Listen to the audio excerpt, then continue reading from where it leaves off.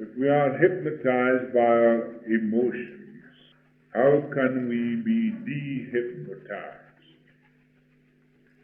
Thy ear shall hear a word behind thee saying, This is the way, walk ye in it, when you turn to the right hand and when you turn to the left. Isaiah 30:21. It is always so because there is the Spirit, which in itself is life. Life is unconditioned, and arriving from its source carries with it the expression according to the plane in which it is manifested.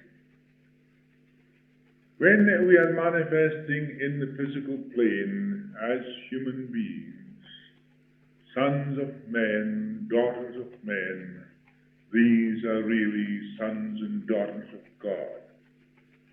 The life carries with it, through that means of expression, according to the highest possible expression of sons and daughters of God.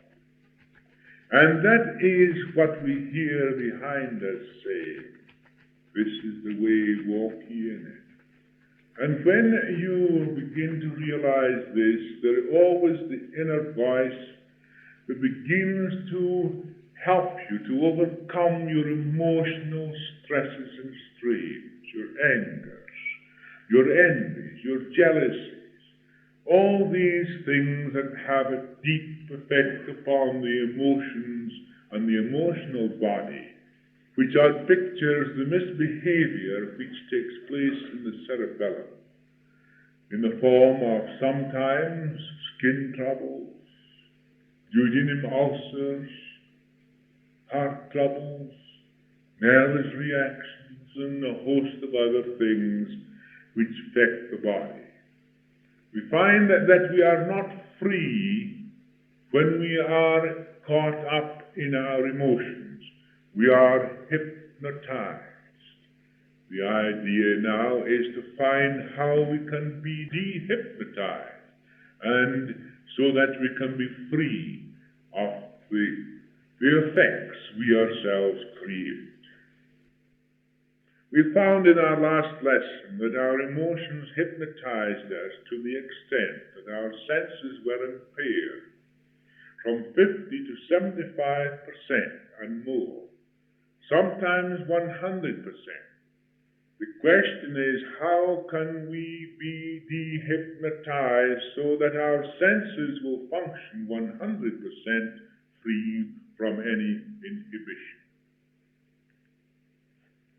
Leading doctors today are realizing the great part our thoughts and emotions play in all illnesses.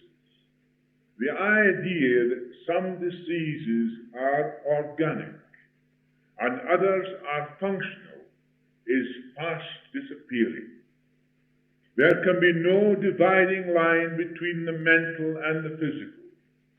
The chemical changes that take place through our thoughts and emotions have the effect of changing the tissue structure, which in itself is a mental phenomenon.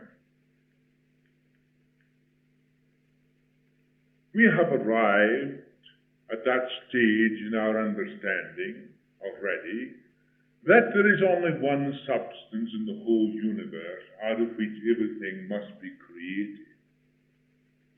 The infinite being infinite in nature, there can only be one substance, and that substance must be infinite. And there can be no other substance because of the fact that the infinite is infinite. Therefore, out of that substance, everything is created. And that substance must be mine, because you cannot say the infinite is physical. And you can't say that physical is physical substance or matter. Matter is a name you have acquired according to the opinion you have in regard to that which you feel and see and touch. But when it's analyzed completely, you will find that this substance which you touch and feel changes into atoms. Beyond your sight, you see it no more. Yet those atoms are but vortices of energy, of force. Now we know that energy separated from matter does not exist. That is to say, matter separated from energy does not exist, and energy separated from intelligence does not exist. Therefore, energy must have an intelligence to direct it, because it is self-manifesting in a way according to a plan. And that intelligence is behind it. Therefore, we see that consciousness is the mean where all this substance is directed. The intelligence forms then the atoms, and the atoms form what we see as physical matter, and we have a body, a form. We see clearly then that any change that takes place in the tissue structure must have a change in the fundamentals of the body. That is the atomic structure, and that causes a change in the physical structure through energy created by thought, emotions, movement, whatever the movement it may be. We have already learned that there is only one substance underlying all forms, that life built the body, brain and nerves out of this substance for its own self-expression. The unscientific attitude towards disease is fast disappearing. With this new knowledge forcing its way through the ignorant adhesion of past beliefs that matter is matter and disease can only be in matter. Disease has three aspects: mental, emotional, and physical. The physical sometimes only 10% of the trouble, while 90% is generally emotional and mental. Remove the mental and the emotional aspects and your physical disappears. How often that is true. Naturally, the individual feels the physical reaction, and because the body is the instrument of sensation, the sensation is registered upon the body, and then you attribute this sensation to a physical pain, a physical disease, whatever the case may be, when all the time it may be 90% mental and emotional, and only 10% physical. If you will remember that, the conditions of your body sometimes will not worry you very much, because when they do worry you, you create the vicious circle, and that vicious circle adds coal to the fire and produces that which you yourselves create in the first place, reproduces it and intensifies it. Continuous adjustment is the function of our nervous system. Through the functioning of the nervous system, the various activities within the body are adjusted. When we run fast, we breathe heavily and faster. The heart pounds, pumping the blood to the tissues with oxygen to supply the waste through exertion. There is an intelligence in the body which works through the cerebellum. We've heard plenty about the cerebellum, and it's not the last you're going to hear about it either. You're going to hear it a long way yet. But as you see, the cerebellum is the nervous instrument that it makes those various adjustments. That is to say, when you run fast, you have to breathe faster. The heart has got to beat faster. The cerebellum has to do that work. The cerebellum not only does that, but it carries with it all the memories of the past, the whole experience of the reproduction of the species from that very small cell, in the first place, that could move, elongate itself, absorb its own food, and do everything within itself. Then, as that gradually grew out, it formed into other forms until such time as the whole of creation was built up as it is today, with the highest form of that life which is manifesting in man and woman, carrying with it, mind you, the essential spiritual quality according to the state that is manifesting. Therefore, you are sons and daughters of God. Nevertheless, mind you, that through the whole of the ages, all the memory of that creation, all the memory of all those processes is in the cerebellum. All the sex qualities, all the things that you think are evil are registered there as a natural process of evolution. So there is an intelligence in the body which works through the cerebellum, making these adjustments. The rhythm of the heart is kept up so that the flow of blood to every part of the body is regulated. The digestion of your food, secretion of the glands, and 101 other functions are kept going through the nerve centers in the cerebellum. An intelligence is working on our behalf. So, when you run, the intelligence is working on your behalf. When you relax, the intelligence is working on your behalf. Whatever you do, the intelligence is working on your behalf. If you violate your body, if you break it up, if you hit your head against the wall, if you break your leg, intelligence begins to mend it. Intelligence, in fact, tells you not to worry. And when one is intelligent, they don't worry. That reminds me of the story of Cohen and Moses. One lived across the street from the other. And Moses couldn't sleep this night. He was tossing in bed and tossing and all the rest of it. And Rachel said to him, "What's wrong with you, Moses? Can't you sleep?" "No," he said, "I owe Cohen £200 and I can't pay it tomorrow. And the bill's due tomorrow." She says, "I'll settle that." So she rung at the window. She said, "Cohen, Moses can't pay you that £200 tomorrow. Now, Moses, go to sleep. Let's go and worry about it."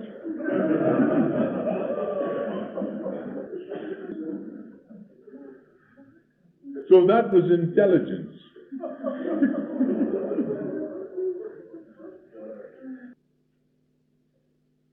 Emotional stress causes misbehavior in the nerve centers, interfering with these internal adjustments and create physical disorder among the organs of the body. Therefore, thought and emotion often cause 90% of our physical ailments. The brain is the organ through which your mental and emotional reactions take place. It works well when you are at peace with yourself and with your environment. "I will instruct thee and teach thee in the way which thou shalt go. I will guide thee with mine eye." Psalms 32:8. If we then realize the importance of these sayings that I have picked out for you to study, you will see how they fit in to this message.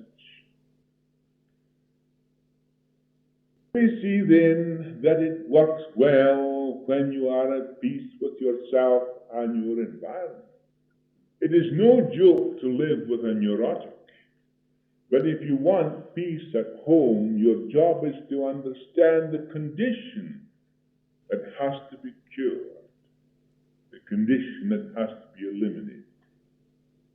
A neurotic is permitting the organs of the body to dictate to the cerebrum through the cerebellum.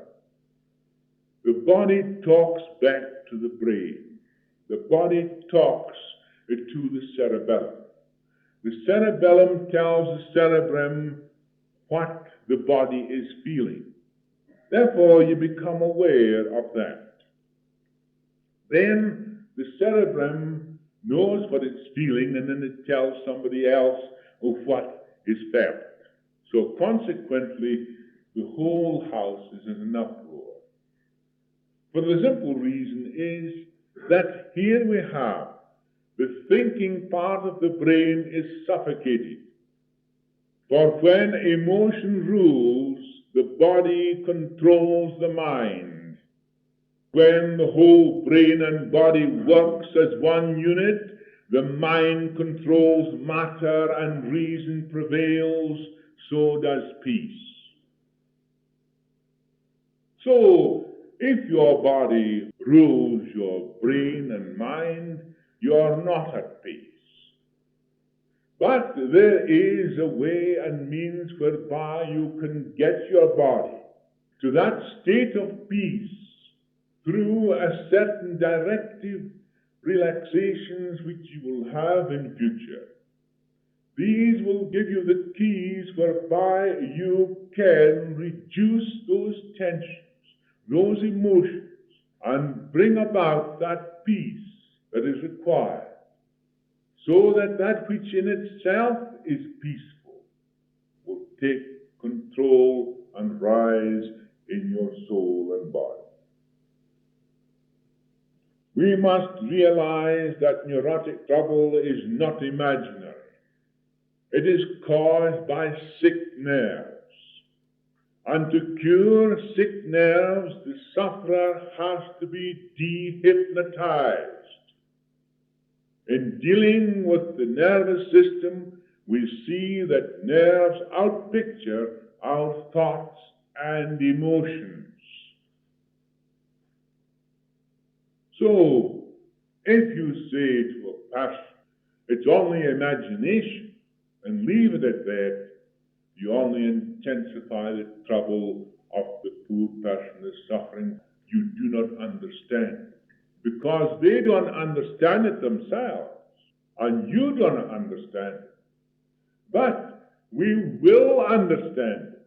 You will see the reason, the why of this, because you created it. You cannot see the why of anything God created, but you can see the why and how of everything you create in yourselves.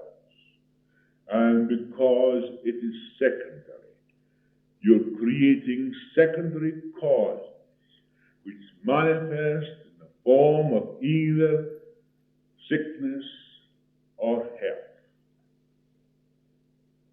There is underlying the structure of the body an intelligence that always tends to bring it into harmony with nature. When you take off the brakes, then God does the work. It is the vehicle through which our thoughts and emotions are expressed and reproduce the exact replica of the thoughts we hold. Thoughts held in the grip of emotion outpicture almost instantaneously. So we see that the nervous system is the vehicle through which our thoughts and emotions are expressed and reproduce the exact replica of the thoughts we hold. Thoughts held in the grip of emotion outpicture almost instantaneously. Let us consider the mechanism called fear. Fear plays a part in the lives of most people. Abnormal fear is dynamic in its action, and a knowledge of how to eliminate it is of inestimable value. Animals act on instinct. Action follows perception. A sort of mechanical reaction takes place. Man's perception is not immediately transferred into action. There is an interval of choice between perception and action. This is when our emotion affects our imagination. Our imagination runs wild. It is in the interval between perception and reaction that fear enters and spontaneous suggestion takes effect. We are self-hypnotized. Now, why are you self-hypnotized? Because through your self-hypnotization, the conscious reasoning part of the mind and brain is temporarily obliterated. This is just what our emotions do to us. They obliterate the reasoning part of your mind because you are hypnotized by yourselves through your emotions. The ideas, the suggestions, the thoughts that pass through your mind during a state of emotion is not reasoned with. They are not known to the consciousness. They flash through your mind unnoticed. They take hold of your brain, your nervous system, and begin to outpicture exactly what you thought, yet you did not know what you thought. But at the same time, it is outpicturing in your body. You have hypnotized yourself through your emotions by the ideas that happen to pass into your mind during that state of emotion of which you are not aware of. A person will strike a blow in anger. Even sometimes they will strike one that they love. They are hypnotized through their emotion. They are not responsible for what they are doing. You are doing the same in a minor way every day of your life. If you will remember that, it will bring to your mind what you are doing. And you will reason. And whenever reason enters into your mind, then your emotion will die down and you will understand. Ideas are set up in the mind unconsciously when fear rules and are transferred to the brain and nervous system for immediate action. We have not brought our conscious reasoning into action, and a great deal of our mental makeup is the result of these spontaneous suggestions of which we are not aware.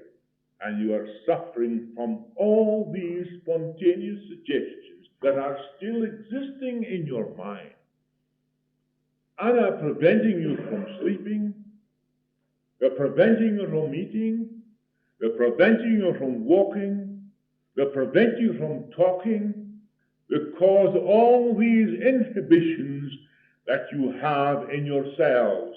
Hypnotized by yourselves, you are the victim of your own emotions and thoughts. These, then, we see, create an activity in our nervous system. The nervous system is the first to be affected. There is disturbance set up, and the cells of the body are eventually affected. Do you ever think how dynamic are your emotional habit patterns? How they demand expression? They are now, at this moment, sending streams of suggestion to your brain, urging you into some activity. Consider the habit of smoking. It may be trivial in the scheme of things in your life. Nevertheless, examine this habit and see what power it has over you. These habit patterns are continually sending streams of suggestion to your brain and mind for activity, for action. You are all suffering from these things because you do not know But when you have finished this course, if you do not know about them, well, I will say you are downright ignorant. And the way to understand them is to understand yourselves. Immediately you begin to understand yourselves, you will find that these emotional habit patterns begin to die away. Through relaxation and divine reasoning, you reach a stage where that in itself, that is perfect in itself, begins to take its place. When you discern all the things that hinder your true expression, then they will dissolve away. Thoughts become active in the body through chemicalization. In this way, thoughts change the tissue structure. Thought is spiritual energy and is carried into operation through the mind, brain, and nervous system. Under emotional habit patterns, wave after wave of suggestion is sent to the cerebellum. From there, forwarded to the center of inhibition and stimulation in the cerebrum. Nerve impulses are sent from one center to another, creating inhibition and stimulation, and the result is partial hypnosis is created. If you can only realize this, that these habit patterns, being established in yourselves by yourselves, are continually sending nerve impulses outwardly so that these habit patterns can be expressed. If you do not know that this habit pattern is your own, sometimes you think it's somebody else's. It's mostly you try to make yourself believe that somebody else is the cause. There is no one the cause but yourself. And if you will realize this, and you will see what's happening, you will begin to discern and understand. And when you understand yourself, then you begin to express your true self, and not the habit pattern. While the rest of the family may resent the unreasonable demands of the neurotic, the poor neurotic sufferer is confused and muddled up, and is the tragic victim of his or her own emotional conflicts, and is terrified by the physical sensations produced by them. Neurotics sink into despair when told that their troubles are imaginary. They're caught up in the hypnotic state of their own thoughts and feelings. What they need is an explanation of their troubles, and with directions to follow that will take them out of the maze into which they have wandered. And this is not so difficult by any means. Rectification takes place gradually and surely until sound reason prevails once more, and relaxation and divine reasoning is the key. The technique will be detailed in future lessons. In the meantime, let us understand, first of all, the causes of these troubles, and we will see what we are doing to ourselves. If then the whole family may resent the unreasonable demands of a neurotic, the poor neurotic sufferer is just suffering more and more because the sufferer sees not only what is happening to herself or himself, but he or she sees what he or she is doing to the family. And the sooner that individual begins to discern causes of the trouble, so that some directive instructions will be given to follow out, and you will get them. I can't give you everything in 5 minutes. I know you're all wanting it now. But if I give it to you now, you would not thoroughly understand, because you have not understood the basic principles first. When you understand the basic principles, then you will readily put into those simple practices that I shall give you. You'll be keen to do it. You'll be anxious to do it, for the simple reason that you will know what you're doing. What I intend to do in the next series is to take you through a series of directive relaxation exercises coupled with divine reasoning each week, taking 10 weeks to complete the course. I will not ask you to bleed anything, only to follow my instructions, and you will find that self-dehypnotizing comes as a natural sequence to this scientific application of a master technique that has healed thousands of all kinds of ailments. And I am not exaggerating one iota. Wisdom is everywhere and is man's true nature.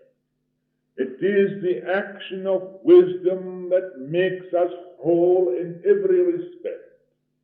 You do not get wisdom through the senses, but through relaxation and divine reasoning. While the emotional patterns are being dissolved and broken up, self-control and self-mastery takes place. The real is always there. We cover it up with error. When the error is dissolved, the real is revealed. So, while the emotional habit patterns are being dissolved and broken up, self-control and self-mastery takes place. It's natural, because the real is always there. And if you will realize this great truth, you cover it up with error. It is smothered. It is no longer free. And therefore you put yourselves in a cage with it. When the error is dissolved, the real is revealed. We become channels through which the infinite self expresses himself, because there can be no other expression in true expression. When you then eliminate all these inhibitions, these stimulations that cause the very opposite of what we call inhibitions. I may have a person who is paralyzed. That's an inhibition. I may have a person who has what we call synovitis dance, and that is stimulation. Both come from the same source. They're created in the individual by the individual.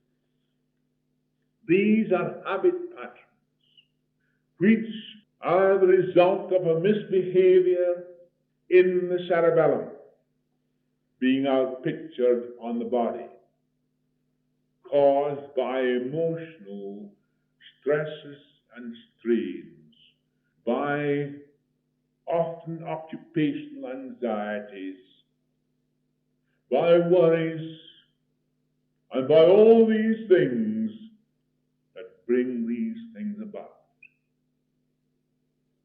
Bible is a wonderful book because it instructs us how to become peaceful.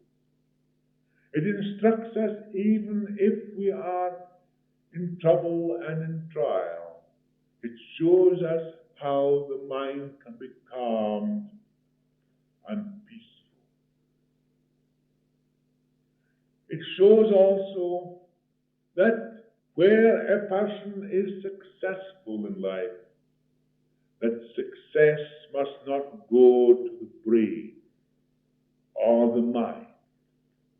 It must be leveled and controlled through realization of the truth.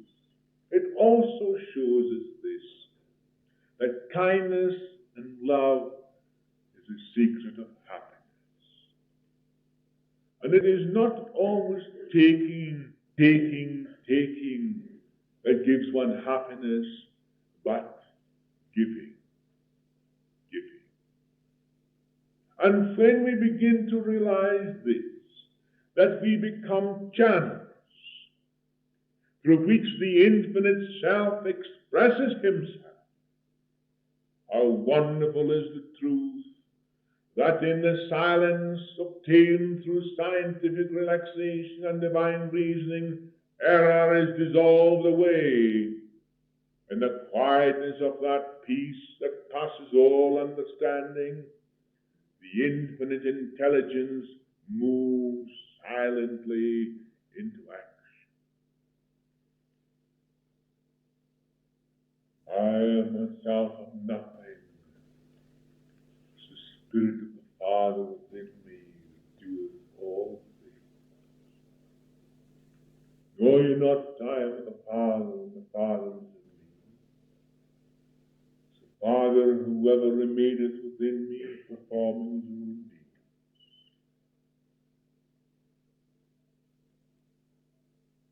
When we become consciously cooperative and aware of our true nature, this then shall be the starting point of every thought.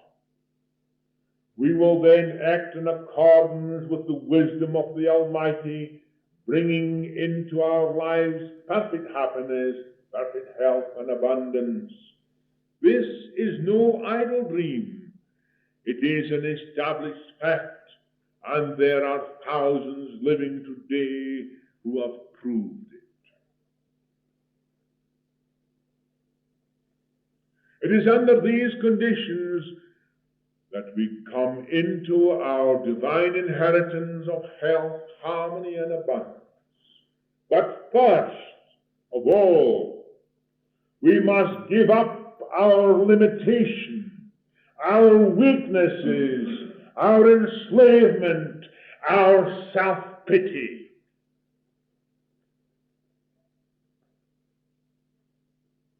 Just think for a moment what that means. And there is no one that imposes any limitation upon us. No one imposes any weakness upon us. No one imposes any enslavement on us but ourselves. And when we have covered ourselves up with these, we then seek self-pity.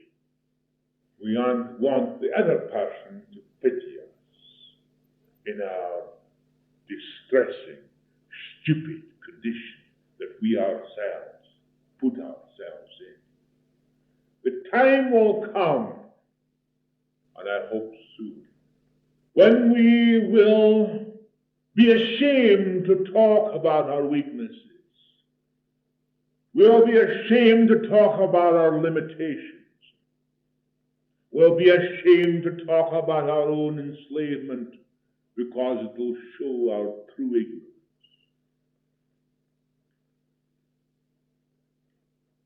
To our divine nature we must hold on no matter what is taking place outside.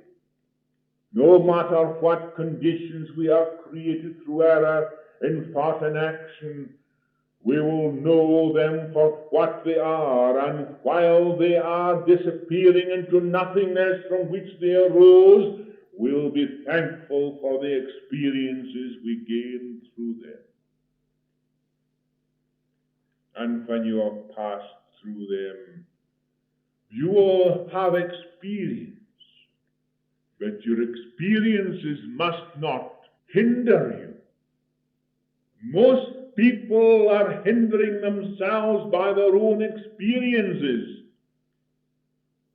If you think that these experiences are giving you a sense of notoriety, that you have an operation for this, and you show your scar, whatever it may be, don't you see then that what you are doing, you're hindering yourself by your experiences? Most people like to show their scars, whatever they may be, absolutely relishing in the fact that they've had an operation for this and an operation for that. One woman told me the other day that she had 18 operations and she was so glad about it. I says, aren't you damn well ashamed of yourself?